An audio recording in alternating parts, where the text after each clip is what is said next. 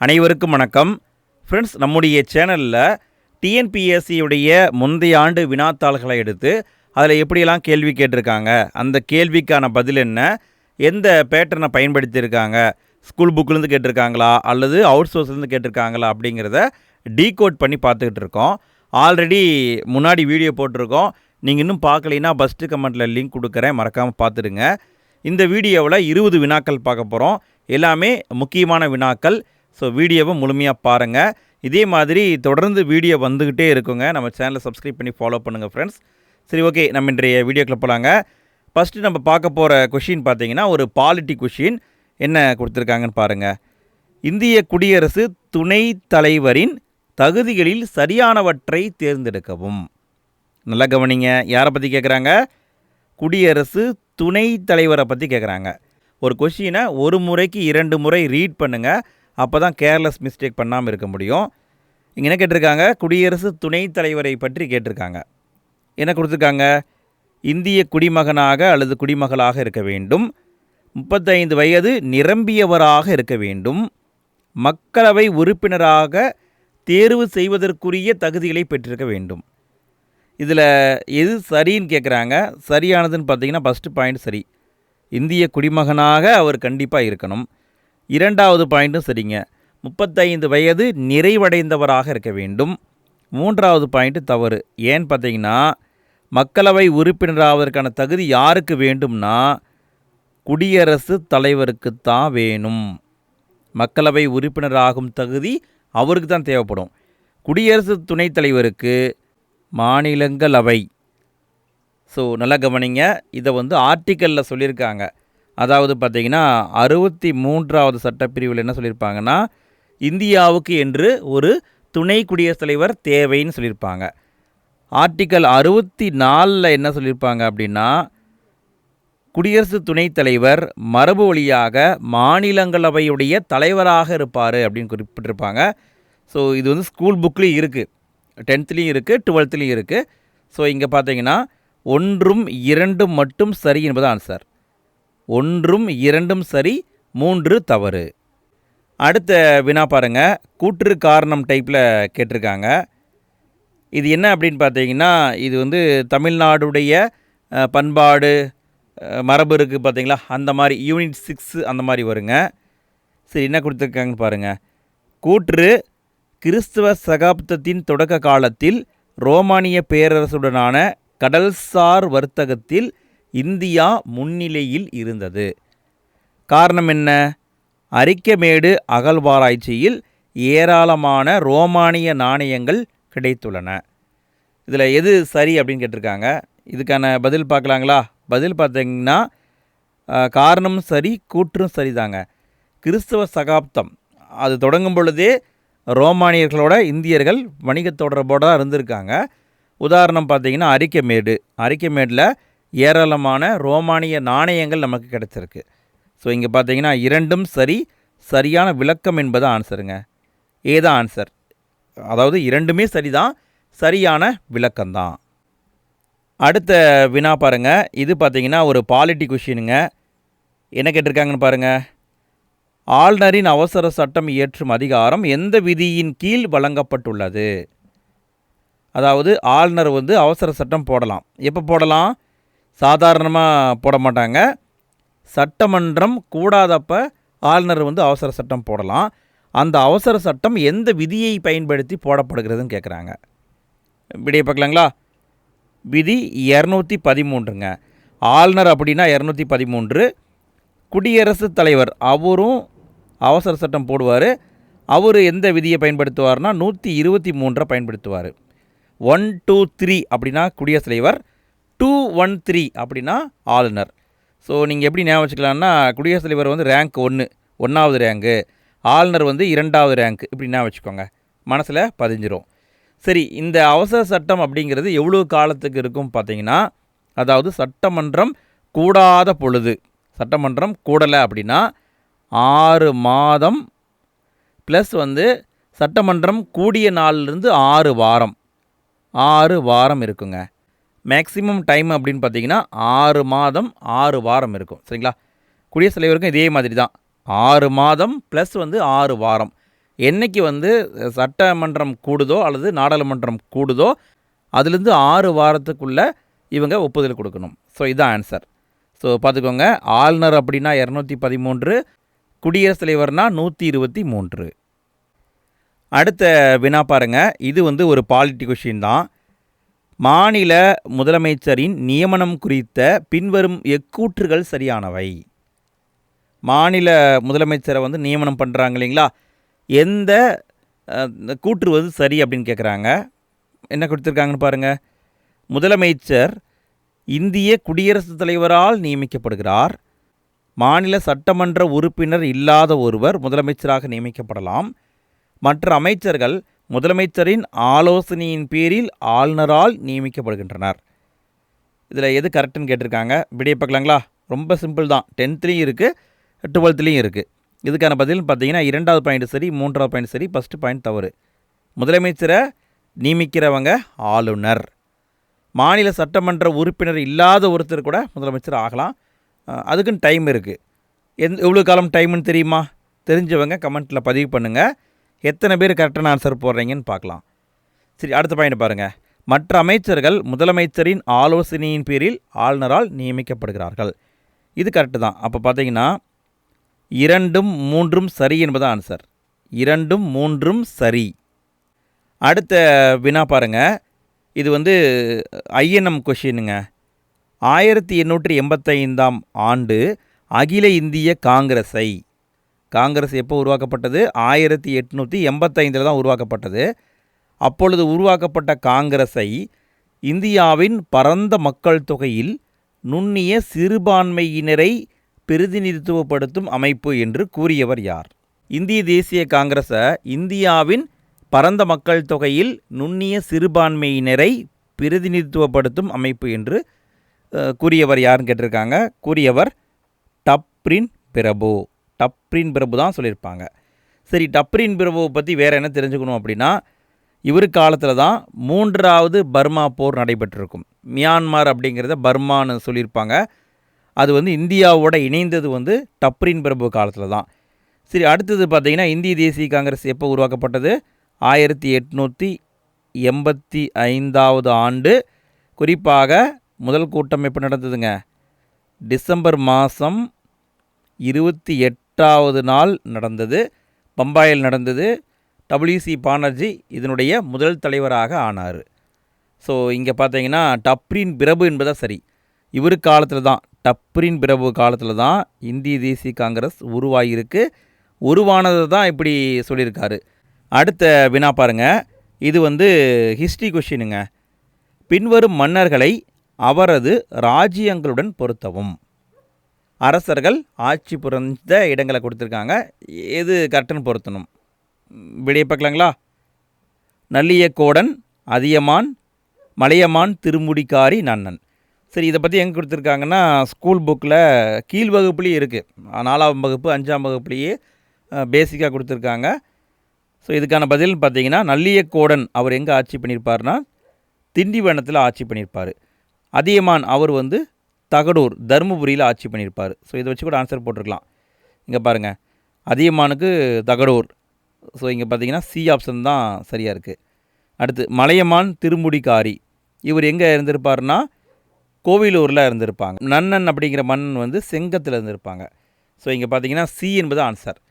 நல்லியக்கோடன் அப்படிங்கிறவர் திண்டிவனம், அதியமான் தகடூர், மலையமான் திருமுடிக்காரி வந்து கோவிலூர், நன்னன் என்பவர் செங்கம் பகுதியை சார்ந்தவர். அடுத்த வினா பாருங்கள். இது வந்து ஒரு பாலிட்டி கொஷின் தான். இந்தியாவில் மாவட்ட ஆட்சியர் அலுவலகத்தை உருவாக்கியவர். அதாவது கலெக்டர் ஆஃபீஸ் இருக்குது பார்த்தீங்களா, கலெக்டர் ஆஃபீஸ் என்பதை முதல்ல உருவாக்கியவர் யாருன்னு கேட்டிருக்காங்க. யாருன்னு தெரியுங்களா? இதுக்கான பதில் பார்த்தீங்கன்னா வாரன் ஹேஸ்டிங்ஸ் பிரபு தான் இந்தியாவில் மாவட்ட ஆட்சியர் அலுவலகத்தை உருவாக்கியவர். சரி, எப்போ உருவாக்கியிருப்பார் அப்படின்னு பார்த்தீங்கன்னா 1772 வங்காளத்தில் தான் ஃபஸ்ட்டு உருவாக்கியிருப்பாங்க. உருவாக்கிய இடத்தை கூட கேட்கலாம். எங்கே அப்படின்னா வங்காளம் பகுதியில் தான் 1772 உருவாக்கியிருப்பாங்க. உருவாக்குனவங்க வாரன் ஹேஸ்டிங்ஸ் பிரபு. அடுத்த வினா பாருங்க, அடைமொழிகளை அவர்களின் பெயர்களோடு சரியாக பொருத்துக. அடைமொழிகளையும் அதற்கு உண்டானவர்களையும் கரெக்டாக பொருத்தணுங்க. விடையை பார்க்கலாங்களா? இந்தியாவின் முதுபெரும் மனிதர் ஸ்கூல் புக்லேயும் இருக்குது, தாதாபாய் நவ்ரோஜி. இங்கே பார்த்தீங்கன்னா சி ஆப்ஷன் தான் சரியாக இருக்குங்க. பார்த்தவொடனே ஆன்சர் போட்டுடலாம். சரிங்களா? இந்தியாவின் முதுபெரும் மனிதர் தாதாபாய் நவ்ரோஜி. இந்திய சமுதாயத்தின் ஊழியர்கள், இந்த அமைப்பை உருவாக்கினவர் ஜி.கே. கோகலே, கோபாலகிருஷ்ண கோகலே. இந்திய அமைதியின்மையின் தந்தை யார் அப்படின்னு பார்த்தீங்கன்னா பாலகங்காதர திலகர். தன்னாட்சி இயக்கத்தை தொடங்கியவங்க அன்னி பெசன்ட். ஸோ இங்கே பாருங்கள், இந்த தன்னாட்சி இயக்கம் அப்படிங்கிறத நம்ம ரிப்பீட்டாக பார்த்துட்டே வரோம். ஃபஸ்ட்டு வீடியோவில் என்ன பார்த்தோம்? தன்னாட்சி இயக்கம் என்பது 1919 உருவாக்கப்பட்டது. குறிப்பாக வந்து திலகர் அவங்க வந்து ஏப்ரல் மாதம் உருவாக்கியிருப்பாங்க, அன்னி பெசன்ட் செப்டம்பர் மாதம் உருவாக்கியிருப்பாங்க. 2 இடத்துல இருக்கும். குறிப்பாக போன வீடியோவில் என்ன பார்த்தோம்னா, தன்னாட்சி இயக்கத்தை வந்து எப்படி திலகர் உருவாக்குனார் அப்படின்னா சுயராஜ் அப்படிங்கிறதுலேருந்து தான் உருவாக்குனார். அந்த இயக்கத்தை தான் தன்னாட்சி இயக்கமாக மாற்றினாருன்னு பார்த்தோம். ஸோ இங்கே எப்படி கேட்டிருக்காங்க பாருங்கள். இந்தியாவின் முதுபெரும் மனிதர் யார்? தாதாபாய் நவ்ரோஜி. இந்திய சமுதாயத்தின் ஊழியர்கள் யார் அப்படின்னு பார்த்தீங்கன்னா ஜி.கே. கோகலே. அடுத்து இந்திய அமைதியின்மையின் தந்தை யாருன்னு பார்த்தீங்கன்னா பாலகங்காதர் திலகர். தன்னாட்சி இயக்கத்தை உருவாக்குனவங்க அன்னி பெசன்ட். அடுத்த வினா பாருங்கள், கீழ்கண்ட விளக்கங்கள் எந்த அரசியலமைப்பு திருத்தத்தின் மூலம் உருவாக்கப்பட்டது என பொறுத்துக. சரியாக பொறுத்த சொல்லியிருக்காங்க. இதுக்கான பதில் பார்க்கலாங்களா? இது ஃபுல்லாக பார்த்தீங்கன்னா அவுட் சோர்ஸ் தாங்க. இந்த கொஷின் வந்து ஸ்கூல் புக்கில் இல்லை. சரி பாருங்கள், ஃபஸ்ட்டு பாயிண்ட் பாருங்கள், சொத்துரிமை மீதான கட்டுப்பாடுகள். இது பார்த்திங்கன்னா 4வது சட்ட திருத்தம். 4வது சட்ட திருத்தம் எப்போ கொண்டு வந்திருப்பாங்கன்னா 1955 கொண்டு வந்திருப்பாங்க. அதில் என்ன பண்ணியிருப்பாங்க அப்படின்னா பிரிவு 31, 31A இதெல்லாம் வந்து திருத்திட்டு 9வது அட்டவணையெல்லாம் வந்து கொண்டு வந்திருப்பாங்க. சொத்துரிமையை வந்து நீக்கியிருப்பாங்க இல்லையா? ஸோ அதுதான் ஃபஸ்ட்டு வந்து பண்ணியிருக்காங்க. ஸோ 4வது சட்ட திருத்தம். அடுத்த பாயிண்ட் பாருங்கள், நாகாலாந்து மாநில உருவாக்கம். இது எப்போன்னு பார்த்தீங்கன்னா 1962 உருவாக்கியிருப்பாங்க. குறிப்பாக 13வது சட்ட திருத்தத்தின் மூலம் உருவாக்கியிருப்பாங்க. அடுத்தது துணை குடியரசுத் தலைவர் தேர்தல் முறையில் மாற்றம். என்ன மாற்றம் அப்படின்னு பார்த்தீங்கன்னா முன்னாடி பார்த்தீங்கன்னா 2 அவைகளும் சேர்ந்து தான் குடியரசு துணைத் தலைவரை தேர்ந்தெடுக்கணும்னு வச்சுருப்பாங்க. அப்புறம் என்ன பண்ணிட்டாங்கன்னா வாக்காளர் குழுமம் மூலமாக தேர்ந்தெடுக்கணும்னு மாற்றிட்டாங்க. அந்த மாற்றம் தான் 11வது சட்ட திருத்தங்க. புதுச்சேரி இந்திய யூனியன் பிரதேசமாக அறிவிப்பு. இது பார்த்திங்கன்னா 14வது சட்ட திருத்தம். இது எப்போ நடந்திருக்கும்னா 1962 பண்ணியிருப்பாங்க. 14வது சட்ட திருத்தம். இதன் மூலமாக என்ன பண்ணிட்டாங்க அப்படின்னா புதுச்சேரியை இந்திய யூனியன் பிரதேசமாக மாற்றிருப்பாங்க.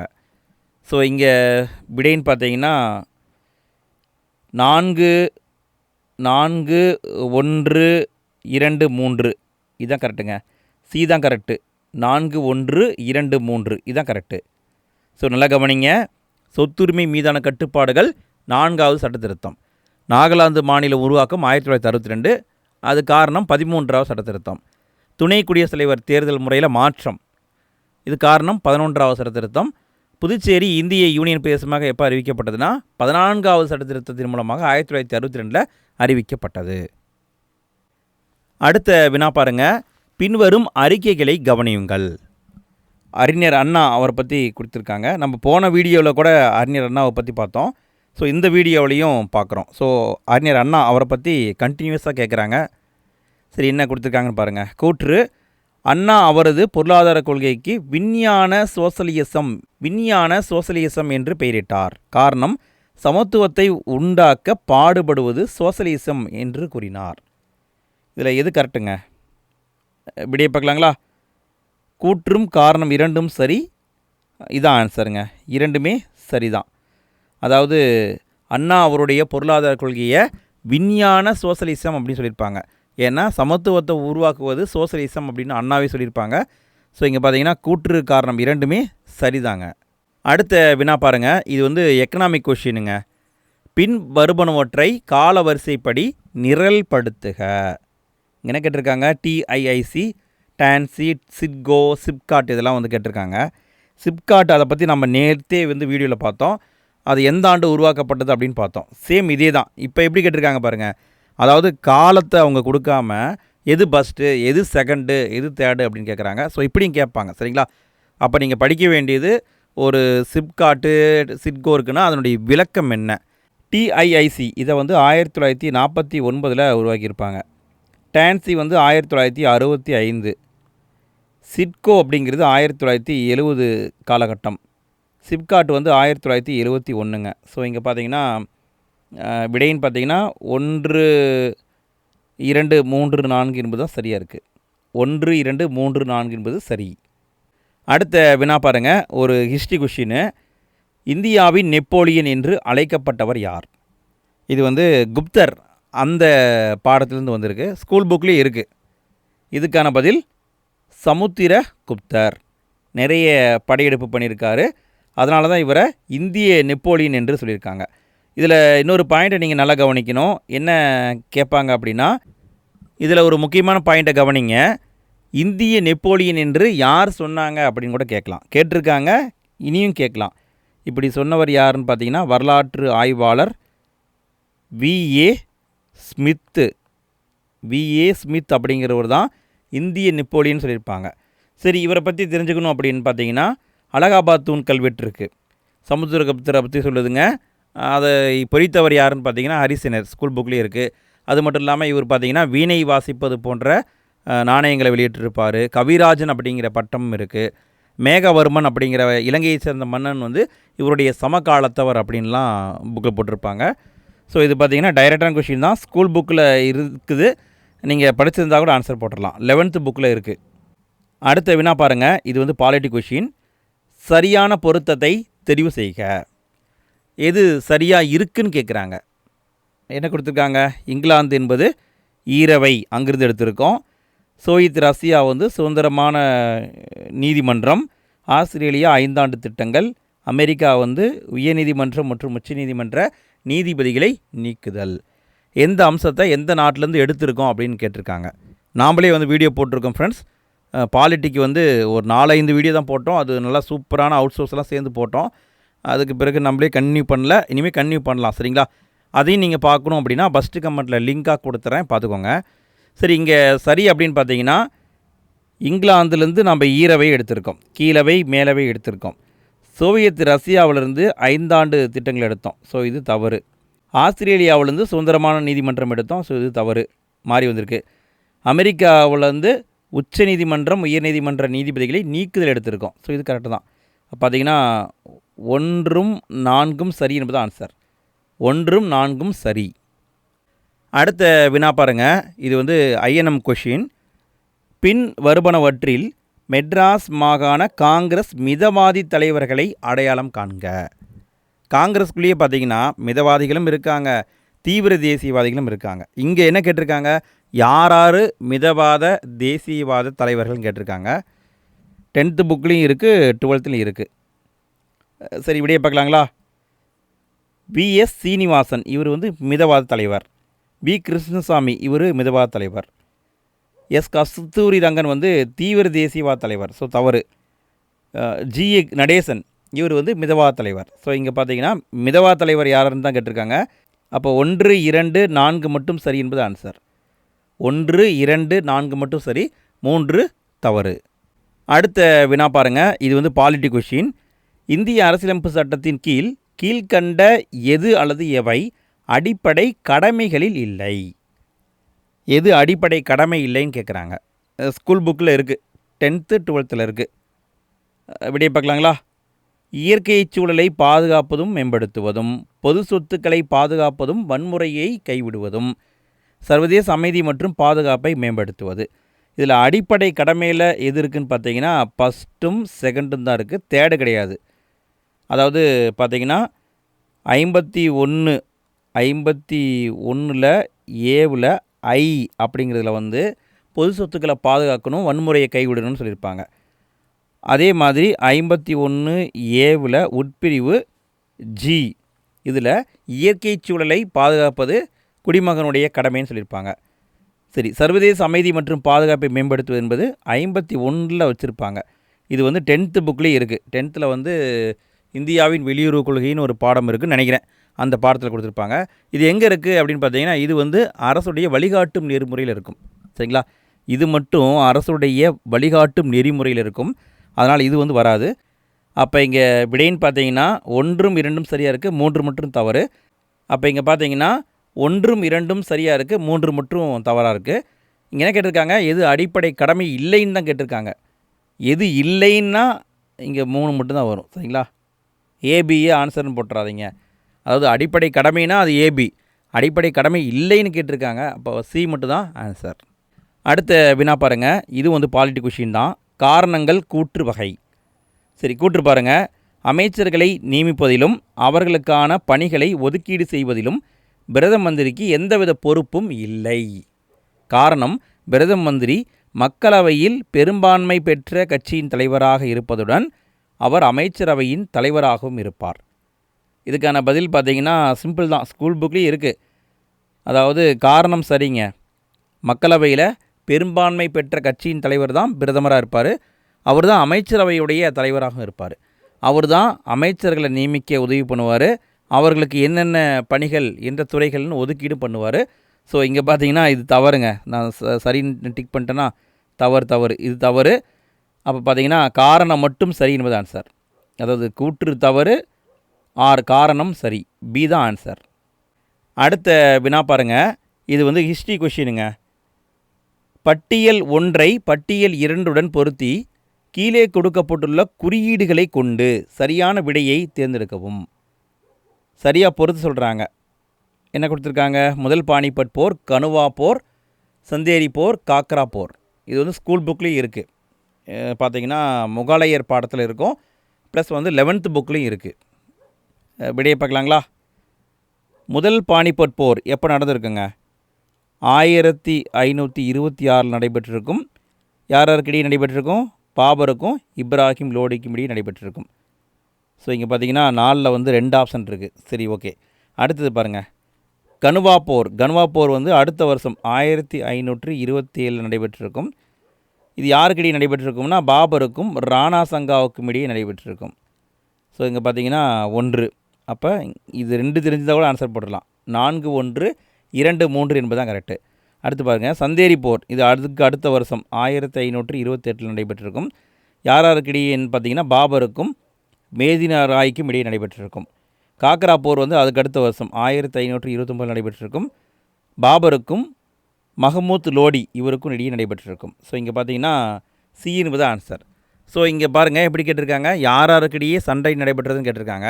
அடுத்த எக்ஸாம்பிள் எப்படி கேட்கலாம் அப்படின்னா, கால வரிசைப்படுத்துக அப்படின்னு கேட்கலாம். எது ஃபஸ்ட்டு எது செகண்ட் அப்படின்னு கேட்கலாம். அல்லது ஆண்டுகளை கொடுத்து சரியாக பொறுத்துக்க அப்படின்னு கூட கேட்கலாம். சரிங்களா.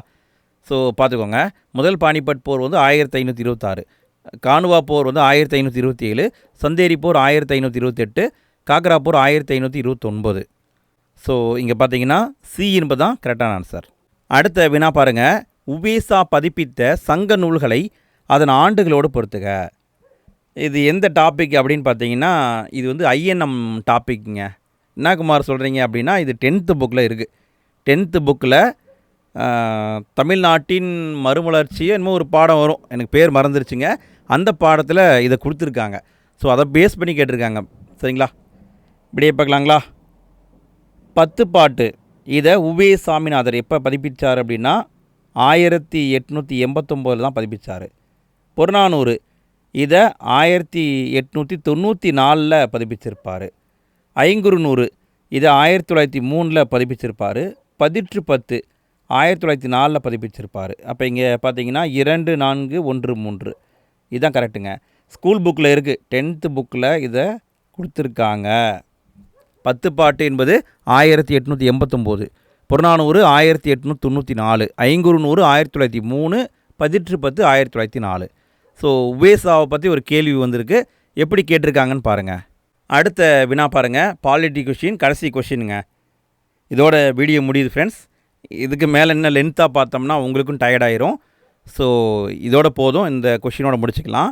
இதே மாதிரி அடுத்தடுத்து வீடியோ வந்துகிட்டே இருக்குங்க. நம்ம சேனலை சப்ஸ்கிரைப் பண்ணி ஃபாலோ பண்ணுங்கள் ஃப்ரெண்ட்ஸ்.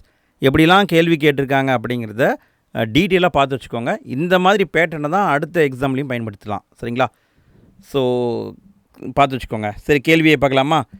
நாடாளுமன்றத்தின் 2 கூட்டத்தொடர்களுக்கு இடையேயான அதிகபட்ச கால அளவு எத்தனை மாதங்கள் இருக்கலாம்? நாடாளுமன்றத்தை பற்றி கேட்குறாங்க. 2 கூட்டத்தொடருக்கு இடையே எவ்வளவு காலம் இருக்கலாம் அப்படின்னு கேட்குறாங்க. இது எங்கே இருக்குன்னா சட்டப்பிரிவு 85 உட்பிரிவு 1 சொல்லப்பட்டிருக்கு. சட்டப்பிரிவு 85 சொல்லியிருக்காங்க. இதுக்கான பதில்னு பார்த்தீங்கன்னா 6 மாதங்கள்ங்க.